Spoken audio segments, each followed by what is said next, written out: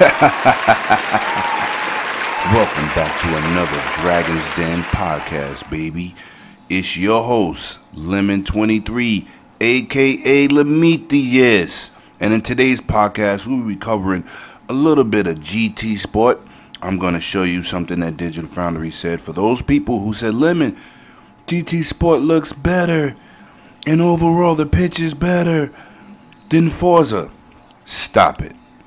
I told you I'm a GT fan, but in the GT series, as Digital Foundry went on to talk about, it is a step in the right direction for the GT series, but it's still not on that Forza level.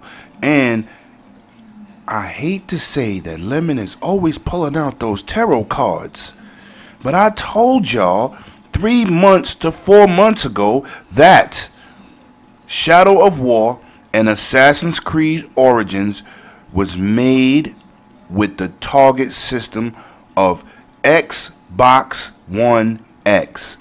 And yes, I told you that these games will show the difference in power. And today we will go through another Digital Foundry video, and they point out certain things. I'm going to show you what they said and explain certain aspects of the tech side.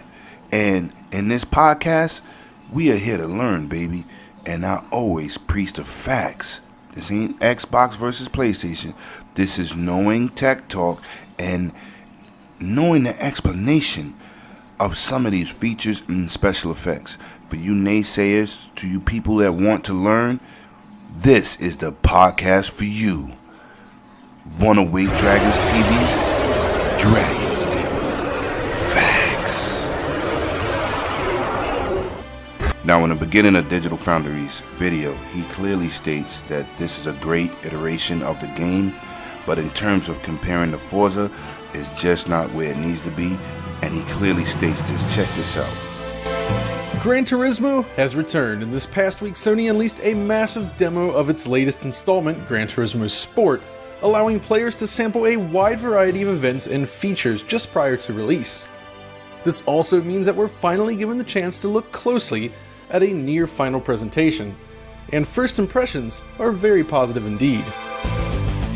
Today then, we're going to focus on the PlayStation 4 Pro experience, primarily using its high resolution mode, which just happens to be checkerboarded to 1800p with a native 4K user interface.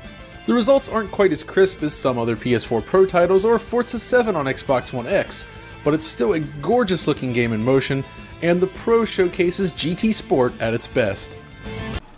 Now, as I said, in the game itself, for a GT Sport game, it is clearly a step ahead in the series. Of course it is. It's on more powerful hardware. And Polyphony Digital always goes out to embark to set standards of this game's graphic and game racing series on a whole. But this is what I was telling people in the beginning. Forza is super polished. It's on its third version on the Xbox One console. We have 5, 6, and 7. It's on its third version. It's completely optimized for the system, and it's really unfair to compare the first iteration of a game on GT Sport. Now let me get into what I thought about the demo. I think the demo, which is a full game, it's a full game demo, which means you have the full game, and they just don't allow everything to be available to you because the game is not out. This is exactly what they released to us, and it is a finished, polished version. Now, my gripes with the game, the car models are fine, but it still feels like the car doesn't completely give you the handling that it used to back in the days. It feels like you're on a pogo stick, and this is not an issue with GT Sport, but it is to be said. This is a driving simulator. You have to brake at the proper time. You got to turn at the proper time. It's a very unforgiving game. It's like when they made Madden so technical that it wasn't fun to play. Not that this is not fun to play. This game is a great game. But like I said, when you compare it to Forza, it's not in the same playing fields. And even the graphics. Now, this is the problem I have with the graphics. We heard him say that it's checkerboard 1800p. Now, I feel, which, let me get into this first. They said this game is going to be a 4K native game. Now, we all know that if you're aiming for high graphics, the PlayStation 4 Pro has some shortcomings in the 4K native department. Checkerboard rendering, yes, it can do. Now, this game is checkerboarding at the max of 1800p, which is still excellent. But my problem is, it's like what I tell people, when you checkerboard render a game, or render a game higher, you should have better textures. And that brings in another problem with this game. The textures, the trees, the sidelines, it's bland. And the higher you have resolution, you need better textures. Now, the PlayStation version, vanilla, and the Pro uses the same texture across the board. So when you have them and you raise the resolution, it makes the textures look bad. This is one of the main reasons I said that Forza looks better. It has high resolution textures. The X is not even out. It's using 4K textures. Now, when you compare the two, look at this area. It was bland. The side road is bland. That's because they got too high of a resolution. They should have ran this game at 1440p, 60 frames, took some of that processing power and put it into some textures, higher graphic for textures. So when you raise the resolution, everything looks sharp. Now the car detail models look excellent, but sometimes while you're racing and you're coming up on 2 and 3 cars, you see the graphics for the car kick in that's ahead of you. That's because the resolution is running so damn high that it can't draw all the cars. That's one of the main features for Forza, that the same car models that you will be playing on the X are exactly the same car models you have. So everything is running at a high texture frame rate and all the cars are sharp at all times. Gran Turismo is aiming at 1800p checkerboarding and it doesn't pull that off. Now, this is nitpicking a little bit, but it can be seen. I brought it up to one of my boys. Shout out to my boy Wetworks. I brought this up to him, and when he went into the game, him and my boy Kingsblood said, yo, you was right. You can see the graphics details on the cars pop up as you approach them. This shouldn't be a 1800p checkerboarded. Like I said, it should be 1440p 60 frames. But the game does look good. But if you look at games like Project Cars 1 and 2, if you look at games like Drive Club, if you look at games like Dirt, these games are beautifully rendered also. And on our overall package, these games are better looking because they have the overall package. Don't tell me, oh, the cars look nice. I don't want to hear that. You got to have great detail in the backgrounds, and you got to have a great car model. Now, Forza 5 is a beautiful game, but they had some shortcomings in background detail too. Now, on the third iteration of the game, it's fine. But like I said, let's not compare it to the champ. You got to compare it to what it's doing for the series. And in the series, this is definitely a step up. Polyphony Digital has knocked it out the park, and Sony has went on to say that there won't be a second part to this game, but they will be giving updates to this game to make it even better. So maybe future iterations or updates will get the overall package. Now, I hope y'all enjoyed that. This is my overview of the game. If you're a GT Sport fan, you can't go wrong. But there's Drive Club if you don't have an Xbox, and there's also Project Cars 2, which is a phenomenal looking game. The dynamic weather is amazing. Go and check out those two games. Yes, Project Cars has a great graphic engine. I mean, only thing my gripe is with Project Cars, they don't never aim at a solid 60 frames. That's because they really target high graphic fidelity. They have a variable frame rate option available to the gamers, but it's definitely a great iteration. Now let's jump into the Shadow of War, and this is one of the games I told you was aimed at the X. That and Assassin's Creed, which will separate the X from the Pro in terms of visual quality. And once again, we're going to jump into Digital Foundry's video on an explanation, and I'm going to point out the key points and differences between the two and explain what they're meaning. Yes.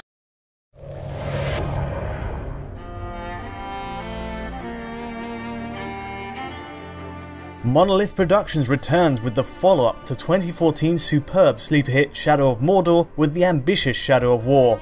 In 3 years, it takes us from the Lithtech engine to the new Firebird engine, an updated build that now supports larger scale battles and an expanded Nemesis system. Now, having closely studied PS4, Xbox One and PS4 Pro renditions this week, it's clear there's a pecking order to which looks and runs best. Ahead of Shadow of War's Xbox One X support, PS4 Pro inevitably comes out on top on the console front, but with only a month to go, is the bar set high enough?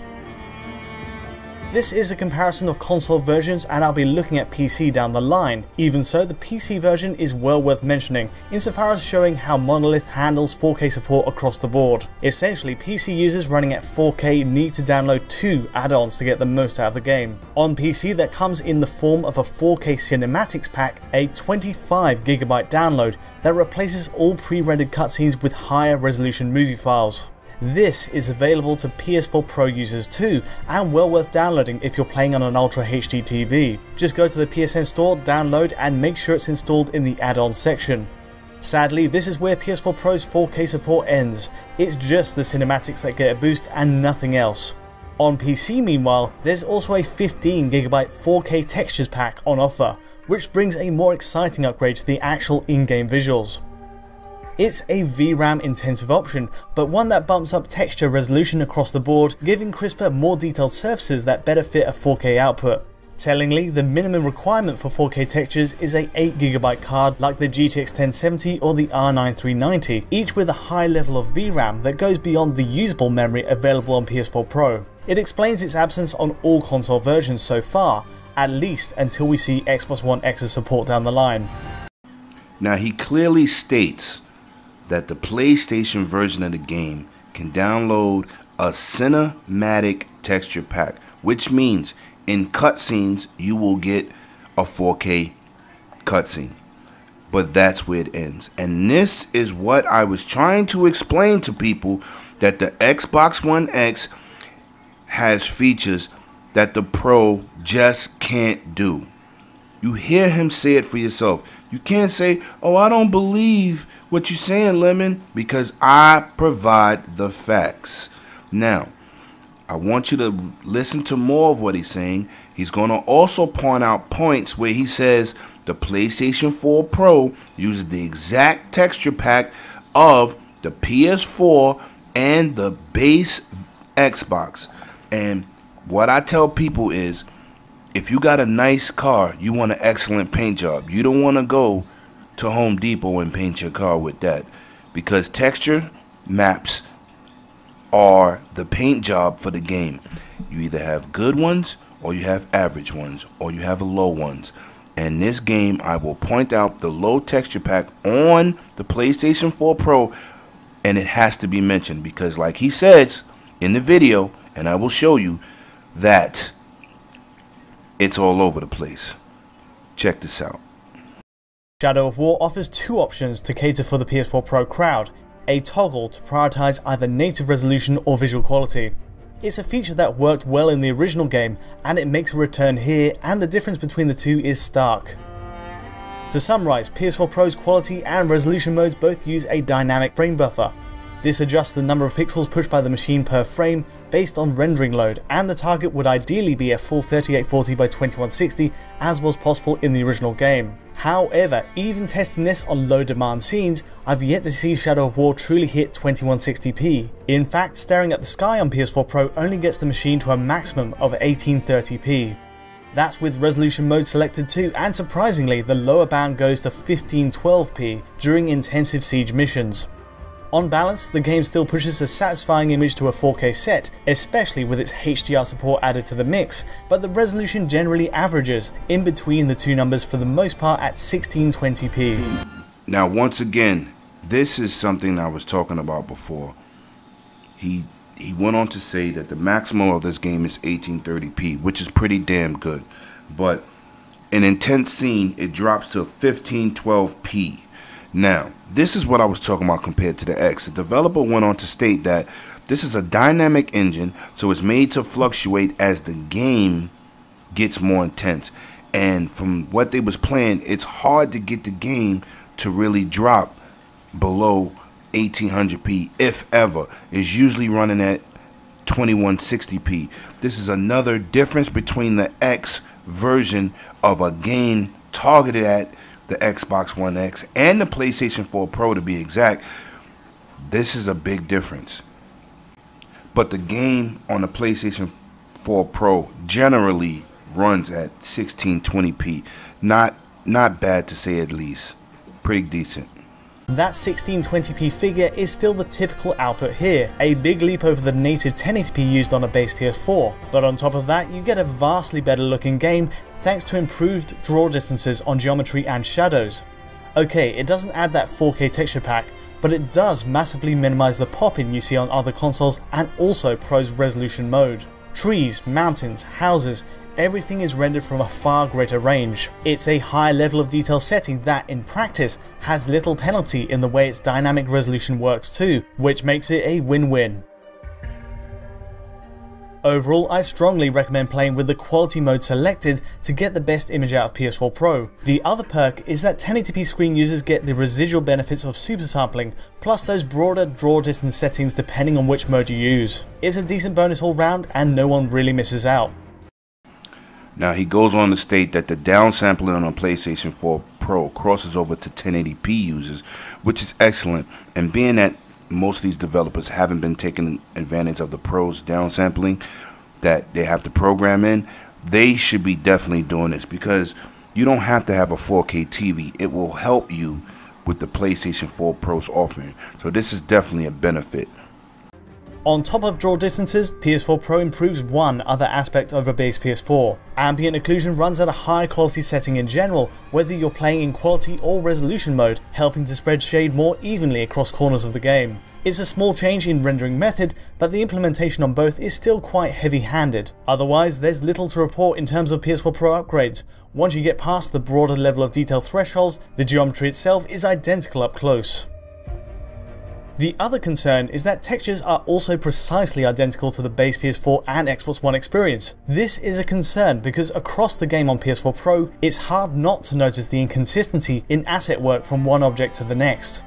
On the positive end of the spectrum, there's a beautiful use of parallax occlusion maps running across the ground, giving 3D depth to the mud trails and snow footprints. It looks great. However, move too close to the watchtowers and you'll start spotting textures that really don't feel like they belong to this generation. Here's an example on PS4 Pro. Normally, I wouldn't nitpick what could be a one-off streaming glitch, but this happens so frequently in my playthrough and it does stand out on a 4K screen. The fact is, these low-res assets are used on PS4 Pro, Xbox One and PS4 Pro without exception, and some even make it into pre-rendered cutscenes, suggesting this isn't a mistake. Maybe we'll see an update to address it somehow, but right now this happens consistently enough to be a distraction from a decent looking game.